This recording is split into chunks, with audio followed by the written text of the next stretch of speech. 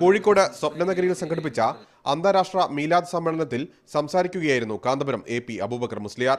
രാജ്യദ്രോഹ പ്രശ്നങ്ങൾ നേരിടാൻ നിർമ്മിച്ച നിയമങ്ങൾ ദുരുപയോഗം ചെയ്യുന്നത് തടയാൻ സർക്കാരുകൾ തയ്യാറാകണം. UAPA ചുമത്തപ്പെട്ട കേസുകൾ പുനരവലോകനം ചെയ്യണമെന്നും കാന്തപുരം ആവശ്യപ്പെട്ടു.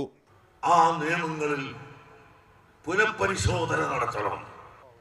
പുനഃപരിശോധന നടത്തി കുറ്റക്കാരായി വെറുതെ പിടിക്കപ്പെട്ടവരെ അവർ കുറ്റക്കാരല്ലെങ്കിൽ വിട്ടയക്കണം. നോട്ട് നിരോധമടക്കമുള്ള കാര്യങ്ങളിൽ പ്രധാനമന്ത്രിയുടെ നിലപാട് അങ്ങേയറ്റം ജനവിരുദ്ധമാണ്. നമ്മുടെ പ്രധാനമന്ത്രി ഈ രാജ്യത്തെ പാവങ്ങളെ പറ്റി നോക്കിയില്ല.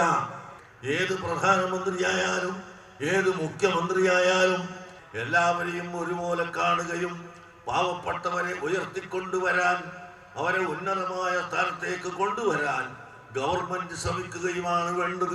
ആയിരങ്ങളാണ് സ്വപ്നനഗരിയിൽ നടന്ന സമ്മേളനത്തിൽ എത്തിയത്. സമ്മേളനത്തിൽ വിവിധ രാജ്യങ്ങളിൽ നിന്നുള്ള മതപണ്ഡിതന്മാർ പങ്കെടുത്തു. മീഡിയ 1 കോഴിക്കോട്.